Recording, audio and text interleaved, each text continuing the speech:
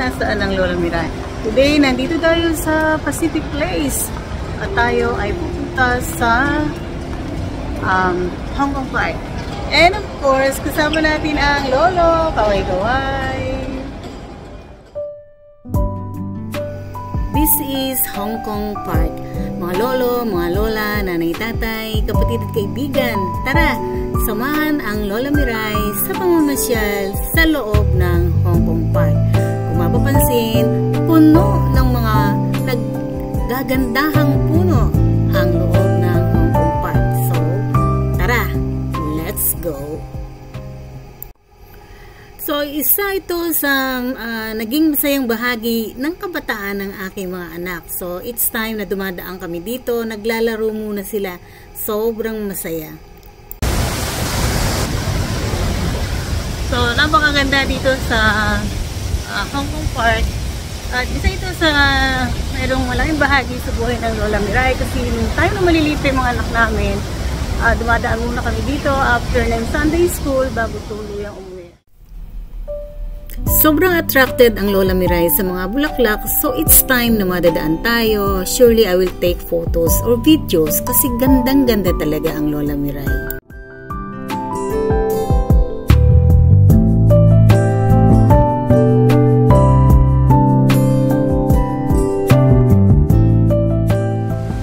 Dito sa lugar na ito, madalas humihinto yung mga anak namin. Ayan o.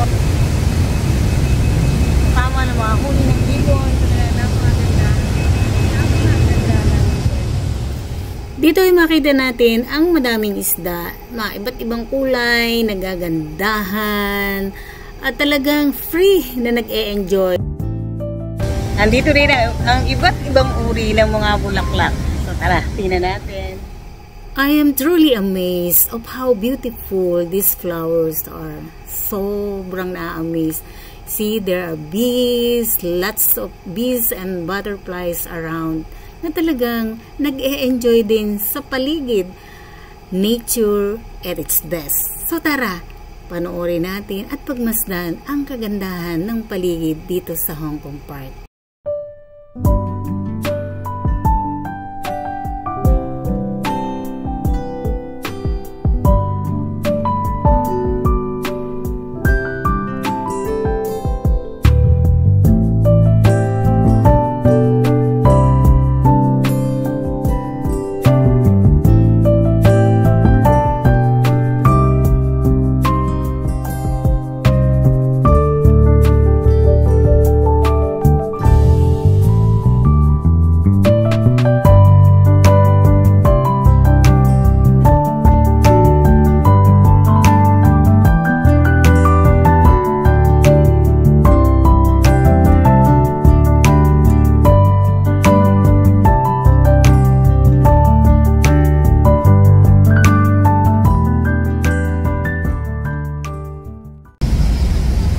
Na nag-enjoy kayo sa dami ng magagandang bulaklak dito sa Hong Kong Park.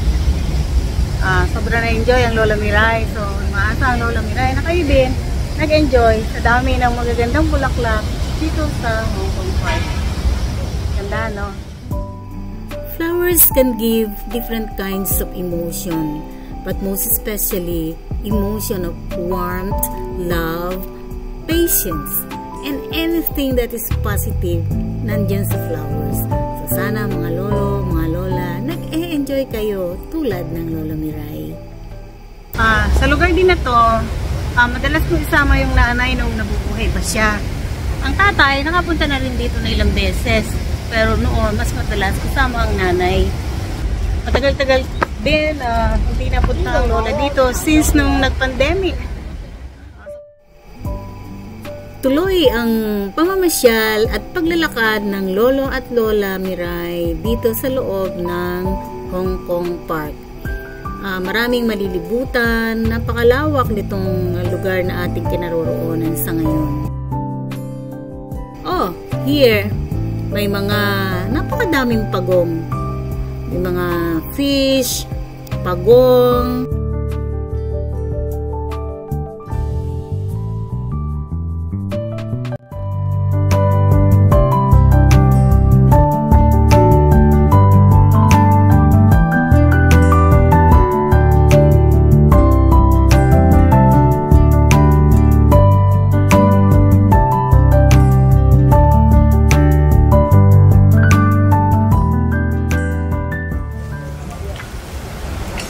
So this is Hong Kong Zoological and Botanical Gardens. And this way is to conservatory.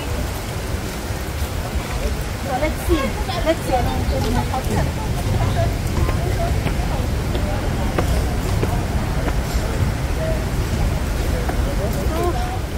Change direction. Dito tayo sa medyo hindi puro stairs. Ang hirap sa tuhod ng lolo at ng lola.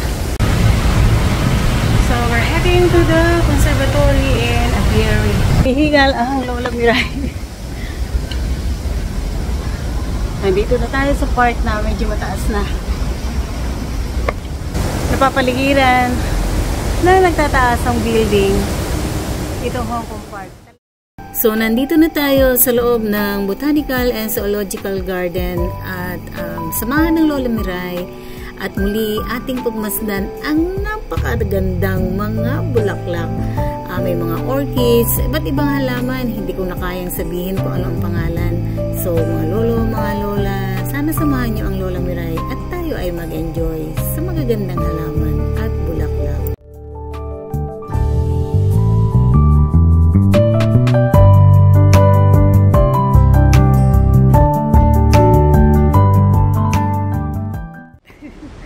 So many cactus. Different kinds. Ang galing.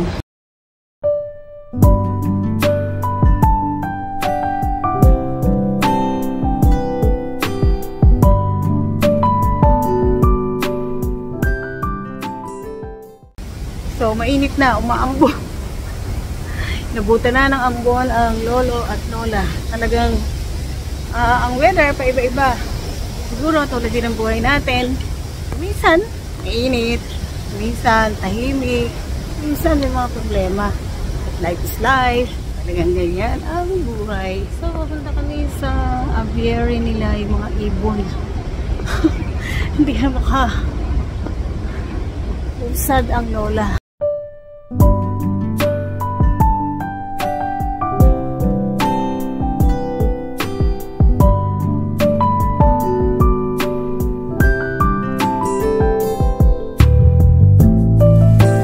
Malayo na nalalakad ng lolo at lola pero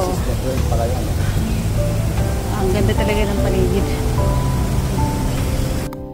So unfortunately temporary closed ang aviary nila, so hindi natin makikita ang mga ibon for today. So napagod ba kayo?